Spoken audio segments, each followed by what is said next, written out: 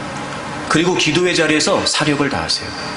그래서 이제는 문제만 보였던 내가 점점 그 문제 속에서 하나님이 커 보여야 돼요. 여러분, 그러면 게임은 끝나요. 그래서 여러분, 비전을 위한 기도는 문제보다 하나님이 크십니다 한 번의 외침으로 끝나는 게 아니고요, 정말 비전을 위한 기도는요, 끈기가 필요하고 인내가 필요해요. 오늘 느헤미야가 그렇게 기도했어요. 여러분 보세요. 지금 느헤미야는 페르시아에 있어요. 바사 나라에 있다고요. 그리고 고국의 소식을 들었잖아요. 그리고 기도를 시작했어요. 자기가 예루살렘에 있는 것도 아니에요. 근데 기도를 시작해서 예루살렘 성벽이 재건되는 일을 꿈꾸기 시작한단 말이에요. 그러면 일단 아닥사스다 왕을 섬기는 술 관리였으니까 첫째로 누가 허락을 해줘야 갈 수 있겠어요? 왕이 허락을 해야 갈 수 있는 거예요. 여러분, 이 당시에 술을 맡은 관리는 어떤 의미냐면 하도 왕들을 독사를 해서 죽이니까 왕에게 제공되는 모든 음료나 술이나 음식들을 미리 점검해보는 역할이었어요. 그러니까 굉장히 왕에게 신뢰를 얻고 있었겠죠. 더더군다나 그렇기 때문에 왕이 보내주지 않으면 느헤미야는 그 일을 할 수도 없고 고국으로 갈 수도 없는 상황이었어요. 그런데 여러분, 현실적으로 적어도 이런 정도의 위치라면 왕을 계속해서 만나지 않겠어요? 왕을 하루에도 몇 번씩 만나지 않겠냔 말이에요. 말이 어려워요? 말이 어려워? 귀찮으니까 그냥 내가 알아서 해요. 그냥 말 시키지 말고. 자, 정신을 챙기세요. 빨리 다. 여러분은 지금 나를 쳐다보는 것 같고 설교를 듣는 것 같지요? 내가 보기엔 여러분들은 다 지금 점점 들어가고 있어요. 지금 어딘가로 모르게 지금. 정신을 똑바로 차리세요. 정신을. 내가 한 번도 그런 적은 없지만 또 모르지. 이름을 부른다거나 막 이럴지 모르니까. 여러분. 물론 여러분, 그러나 한 번도 내가 그랬던 적은 없어요. 오해하지 말고. 자, 여러분 보세요. 현실적으로 이 정도 위치라면 왕을 하루에도 몇 번씩 만나볼 거예요. 그럼 여러분, 제일 빠른 게 뭐예요? 왕한테 사정 얘기하는 거예요. 지금 느헤미야가 현실적으로 가장 도움을 받을 수 있는 대상은 왕이에요. 그런데 여러분, 한 가지 더 걸림돌이 있어요. 지금 느헤미야가 섬기고 있는 이 아닥사스다 왕은요, 예루살렘 성벽이 재건되는 걸 부정적으로 생각해서 그 공사를 중지시킨 왕이었어요. 그러니까 왕의 허락이 있어야지 고국으로 갈 수 있고, 게다가 성벽이 재건되는 것을 중지했던 그 왕이니까 왕이 이거를 다시 허용해 줘야만 이 일이 가능한 일이었어요. 그러니까 지금 현실적인 상황을 봤을 때 느헤미야 입장에서는 가장 도움을 줄 수 있는 사람은 왕이에요. 왕. 근데 느헤미야는요, 왕에게 먼저 얘기하지 않아요. 느헤미야는 정말 문제보다 크신 분이 하나님이시라는 걸 잘 알았기 때문에 온전히 하나님께만 매달리기 시작해요. 그래서 그가 이렇게 기도해요. 여러분, 11절을 보세요. 오늘 본문 11절을 보시면 느헤미야가 이렇게 기도해요. 주여 구하오니 귀를 기울이사 종의 기도와 주의 이름 경외하기를 기뻐하는 종들의 기도를 들으시고 오늘 종이 형통하여 이 사람들 앞에서 은혜를 입게 하옵소서. 하나님, 이 사람들 앞에서 은혜를 입게 하옵소서. 그러니까 느헤미야도 왕의 허락이 필요하다는 걸 모르지 않았어요. 그런데 느헤미야는 왕에게 먼저 허락을 구하기보다 지금 하나님의 허락을 구하고 있어요. 하나님께서 역사해 주시면 되는 거 제가 알고 있습니다. 저는 지금 이런 현실적인 문제에 직면해 있습니다. 하지만 하나님은 이 문제보다 크시지요? 얼마든지 하나님이 역사하셔서 이들의 마음을 움직이실 수 있고, 얼마든지 하나님께서 역사하셔서 이들의 마음 가운데 역사해 주심으로 말미암아 제가 이 일을, 하나님의 비전을 감당할 수 있게 하실 수 있는 거지요. 하나님, 이 사람들에게 은혜를 입도록 좀 도와주십시오. 그러니까 지금 느헤미야는 사람에게 기대하는 것이 아니라 온전히 하나님만 바라보고 있는 거예요. 문제보다 크신 하나님을 바라본다는 게 무슨 말이냐면 바로 이 의미였어요. 문제보다 크신 하나님. 내가 현실적으로 도움을 받아야 될 사람이 있어요. 그 사람만 얘기해 주면 돼요. 내가 현실적으로 이렇게 하면 될 것 같기도 해요. 여러분, 그렇게 풀면 될 것 같아요. 아니요, 그렇지 않아요. 그 모든 것들도 하나님의 은혜 안에 이루어지지 않으면 이루어질 수가 없다는 거예요. 느헤미야는 문제보다 크신 하나님이 분명했어요. 그래서 느헤미야는 하나님만을 신뢰하고 있었던 거예요. 여러분, 문제가 크게 보이면 안 되고 하나님이 크게 보인다는 게 무슨 말이냐면 이런 의미예요. 지금 우리가 고민하고 힘들어하고 아파하고 그래서 기도하지 않으면 안 될 만큼 지금 하나님께 목 놓아 부르짖는 그 모든 상황에서 하나님이면 충분하다는 거예요. 하나님이면. 근데 우리는 기도한다라고 말하면서도 마치 하나님 한 분만으로 충분하지 않은 것처럼 자꾸 곁눈질하는 거예요. 왜 그럴까요? 여전히 문제가 더 커 보이는 거예요. 만약에 문제보다 하나님이 더 커 보이면 오히려 더 모든 열정을 쏟아 하나님께 매달리기 시작하겠죠.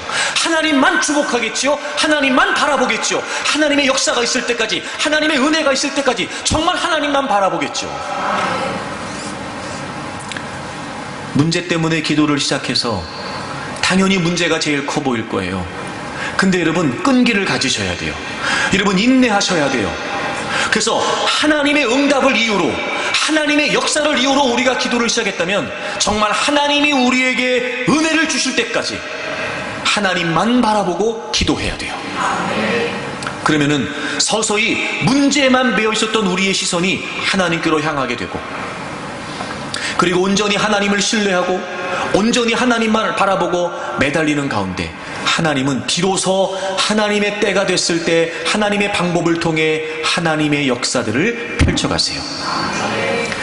여러분, 느헤미야가 기도했던 기간이요, 1장 1절을 보시겠어요? 1장 1절.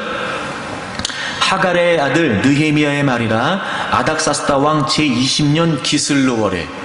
기슬루월에 이 이야기가 시작됐어요. 여러분, 기슬루월은 우리식으로 표현하면 11월 혹은 12월이에요.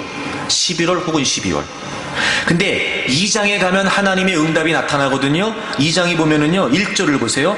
아닥사스다 왕 제20년 니산월에. 니산월을 우리식으로 환산하면 약 4월이래요. 그러면 적어도 지금 5개월 내지는 6개월인 거예요. 와, 여러분, 하루에도 몇 번씩 왕을 만났을 거라고요. 근데 그 긴 시간을, 5개월 내지 6개월의 시간을 그렇게 매일같이 왕을 만났지만 가장 현실적으로 도움을 받아야 될 대상인 왕에게 이야기하지 않고 그 긴 시간을 계속해서 하나님만 바라보고 매달렸던 거예요. 문제보다 크신 하나님을 확신했기 때문에, 현실에 대한 열린 의식뿐만 아니라 하나님에 대한 열린 의식이 분명한 의식이 있었기 때문에 그는 하나님으로 충분하다고 생각하고 오직 하나님만 바라보고 이 긴 시간을 하나님께 매달렸던 거예요. 그리고 비로소 하나님께서 은혜를 주셔서 아닥사스다 왕이 먼저 느헤미야에게 묻게 하세요. 그리고 일이요, 술술술 풀려가지고요, 아닥사스다 왕이 느헤미야로 하여금 고국으로 돌아가서 그 공사를 다 할 수 있도록 허락해 줄 뿐만 아니라 국경을 통과할 때도 문제가 없도록, 그리고 그 성벽 재건에 필요한 모든 나무들까지도 다 공급할 수 있도록 다 명령을 해서 조치를 취해가지고요, 느헤미야가 아주 수월하게 예루살렘 성벽 공사를 진행할 수 있도록 다 도와주게 됐어요. 여러분, 문제보다 크신 하나님을 신뢰하게 되면 반드시 하나님께서 역사하세요. 그러니 여러분, 잊지 마십시오. 우리가 비전을 위해 기도할 때마다 모든 것을 주관하시는 분은 하나님이시기 때문에 우리는 막막하고 우리는 답답하고, 그래서 우리는 모든 일이 불가능하게 보이지만 그럼에도 불구하고 비전의 주인 되신 하나님, 그분은 문제보다 크신 하나님이시기에 정말 우리가 하나님만 신뢰하고 매달리고 바라볼 수 있다면 반드시 하나님이 역사하세요. 그러니 여러분, 저는 우리가 하나님께서 여기에 교회를 세우신 분명한 하나님의 뜻이 있어 비록 열악하고 부족한 우리일 수 있으나 그럼에도 불구하고 하나님이 우리를 모아주셨다는 건 저는 분명한 하나님의 이유가 있다고 확신합니다. 여러분, 보여지는 현실 때문에 좌절할 거 없습니다. 그래서 여러분, 예상되는 여러 가지 맞는 일들 때문에 주눅들 것도 없습니다. 적어도 하나님이 우리를 부르셔서 모으셔서 하나님의 일을 하시기로 작정하신 것이 확실하다면 저는 반드시 하나님이 우리를 통해 행하시리라고 믿습니다. 문제보다 크신 하나님을 신뢰하십시오. 그러므로 우리가 더 하나님께 매달려 기도하게 되면 희망이 없었던 곳에서도 하나님은 희망을 보게 하실 것입니다. 아무것도 할 수 없는 불가능한 상황에서도 하나님은 가능하게 하실 겁니다. 문제보다 크신 하나님을 신뢰하여 부르짖게 되면 반드시 하나님은 우리 교회 공동체 안에 하나님의 역사를 이루시리라고 믿습니다. 그래서 우리의 고백이 필요해요. 우리의 고백이.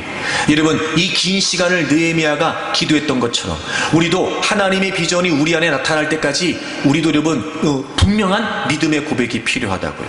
여러분, 시편 62편을 찾아보세요. 다 같이 한번 읽어요. 여러분, 시편 62편 1절 2절을 찾으셔서 다 같이 한번 읽어보겠습니다.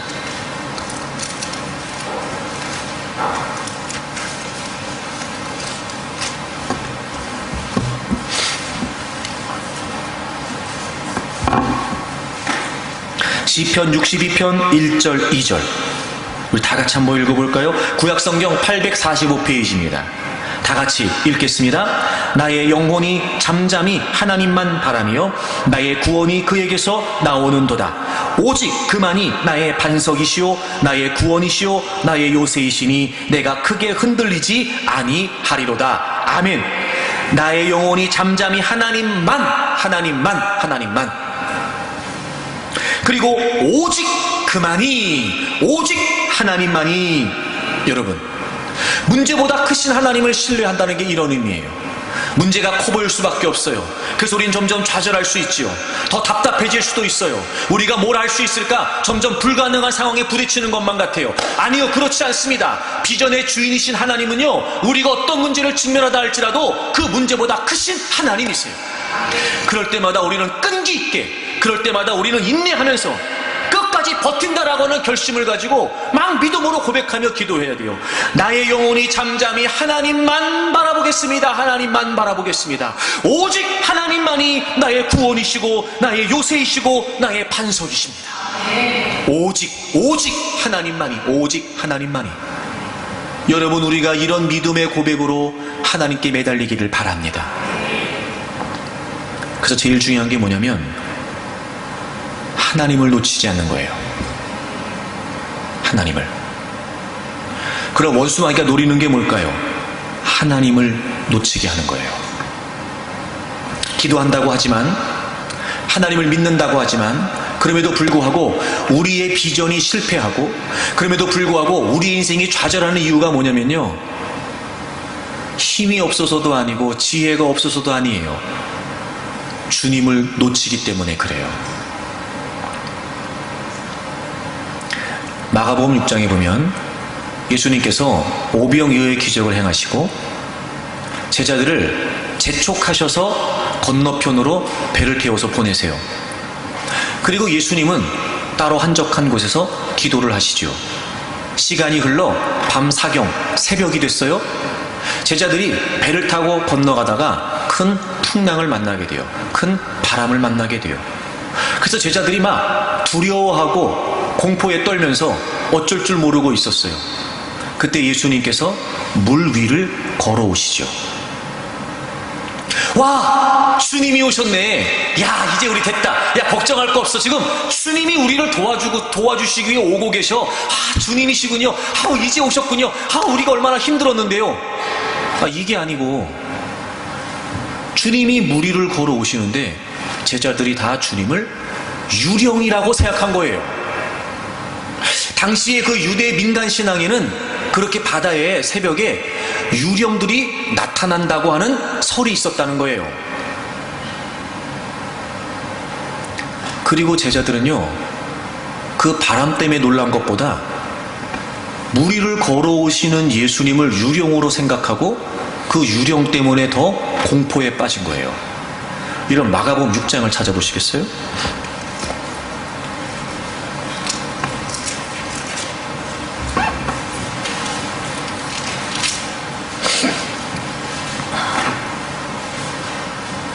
마가복음 6장 49절, 제자들이 그가 바다 위로 걸어오심을 보고 유령인가 하여 소리 지르니. 50절 보세요. 그들이 다 예수를 보고 놀람이라. 50절, 예수님을 보고 다 놀랐어요. 여기서 놀랐다는 말이 충격에 빠졌다는 거예요. 공포스러운 그 분위기 때문에 충격에 빠졌다는 거예요. 그 다음 보세요. 그래서 예수님께서 안심하라, 내니 두려워하지 말라. 야, 나야, 나 안심해, 괜찮아. 그리고 예수님께서 배에 올라가셨어요. 그랬더니 바람이 다 그쳤거든요. 그런데 여러분, 51절을 계속 보시면, 그랬는데도 제자들의 마음이 심히 어떻게 됐어요? 놀랬어요. 여러분, 50절에 놀랬어요. 근데요, 51절도 여전히 놀라고 있어요. 계속해서 지금 그 놀란 충격과 공포가 가시지 않은 거예요. 아니, 예수님이 말씀해 주셨어요. 안심해, 나야, 나 안심해, 두려워하지 마. 그리고 예수님이 배에 올라타셨어요. 이제 바람이 다 잔잔해졌어요. 근데도 제자들은요, 예수님을 예수님으로 못 알아보고 있는 거예요. 지금 여전히 바람 때문에, 무리를 걸어오시는 예수님 때문에 충격을 받고 공포와 두려움에 휩싸였던 그 놀람이 여전히 지속되고 있는 거예요. 그 이유를 성경이 이렇게 기록해요. 52절 보세요. 이는 그들이 그 떡 대시던 일을 깨닫지 못하고 도리어 그 마음이 둔하였습니다. 아하, 여러분, 예수님이 기적을 행하셨을 때 말입니다. 그때 그들은 예수님이 어떤 분이신지를 깨닫지 못하고 있었던 거예요. 오히려 그들의 마음이 더 둔해졌어요. 여기서 둔해졌다는 말은 무뎌졌다는 거예요. 굳어졌다는 거예요. 주님을 깨닫지 못하는 상실된 마음으로 의미해요. 여러분, 지금 제자들이 이렇게 혼비백산해서 주님을 만났으나, 주님의 말씀을 들었으나, 주님이 그 배에 올라타셨으나 여전히 충격과 공포에서 벗어나지 못하는 실패의 이유가 어디에 있었느냐? 그 상황을 극복해낼 힘이 없어서, 그 상황을 이겨낼 힘이 없어서, 능력이 없어서, 방법이 없어서가 아니었어요. 주님을 놓친 거예요. 주님을 놓친 거예요. 주님의 기적을 경험했어요. 주님을 놓친 거예요. 주님의 역사를 있었어요. 눈앞에서 봤어요. 눈앞에서 보리떡 5개, 물고기 2마리가 계속해서 없어지지 않고 남자만 5,000명이 먹고 12강줄이가 남았어요. 근데도 그들은 주님을 깨닫지 못했어요. 주님을 놓쳐버렸어요. 주님이 어떤 분이신지를 몰랐어요. 그리고 바람 가운데 힘겨워하고 있었던 그들을 도와주시기 위해 다가오는 주님도 유령으로 본 거예요. 더 두려웠겠지요. 주님 말씀하셨어요. 나야, 나. 얘들아, 나다, 나. 두려워하지 마. 그리고 배에 올라타셨어요. 바다가 잔잔해졌어요. 근데 주님을 놓치니까 여전히 그들은 그 충격과 공포에서 헤어나질 못하고 있어요. 주님을 놓쳤기 때문이에요. 여러분 보세요. 우리가 비전을 위해 기도합니다. 하나님, 우리가 뭘 해야 될까요? 하나님, 어떻게 해야 될까요? 우리가 기도합니다. 문제보다 크신 하나님을 모르지 않습니다. 왜 그럼에도 불구하고 여전히 우리는 두렵고, 왜 여전히 막막하고, 왜 여전히 답답한 걸까? 주님을 놓친 거예요. 기도 속에 문제밖에 없는 거예요. 문제만 있는 거예요. 우리가 하나님께 기도한다고 말하지만 우리의 기도를 들으시는 그 역사의 주인, 비전의 주인 되신, 문제보다 더 크신 하나님이 우리에게 보이지 않는 거예요. 하지만 여러분, 하나님은 그 어떤 문제보다 크신 분이십니다. 우리가 이미 알고 있습니다. 우리가 이미 경험해서 알고 있습니다. 우리에게 베푸신 하나님의 역사가 있었고, 우리에게 베푸신 하나님의 은혜가 있었으며, 하나님의 기적들이 있었습니다. 여러분, 이제 우리가 할 일은 주님에게 주목하는 겁니다. 하나님만 바라보는 겁니다. 그냥 믿음이 아닙니다. 하나님만 바라보는 겁니다. 하나님만. 그리고 하나님의 역사가 있을 때까지, 하나님의 응답이 있을 때까지, 하나님의 비전이 시작될 때까지 우리가 줄기차게 하나님만 바라보고 하나님만 신뢰하고 부르짖게 된다면 하나님은 반드시 그 어떤 문제라도 우리 안에 해결해 주시고 하나님의 비전을 통해 역사해 주실 것입니다. 오늘 교회 창립 감사주의를 맞이해서 저는 바로 이 하나님이 우리의 하나님이시라고 믿습니다. 문제보다 크신 하나님, 그 하나님이 우리에게 생명을 살리는 사명을 우리에게 허락해 주셨고 우리 교회 공동체를 여기에 두셨다는 것은 저는 분명히 하나님의 뜻이 있으리라고 확신합니다. 이제부터 어떤 문제를 직면한다 할지라도 두려워하지 마십시오. 여러분의 삶에 어떤 걸림돌이 있다 할지라도 주저앉지 마십시오. 문제보다 크신 하나님을 바라보고 부르짖으십시오. 오히려 그 걸림돌이 디딤돌이 되어서 우리 향하신 하나님의 비전을 이루어가는 추진력이 되고 열정이 되고 힘이 될 것입니다. 문제보다 크신 하나님, 우리의 하나님, 우리의 기도보다 더 크신 것을 이루실 하나님, 위대하신 하나님, 여러분 그 하나님이 우리의 주인 되셔서 우리 교회 공동체의 비전을 이끌어 가시고 이루어 주실 줄로 믿습니다.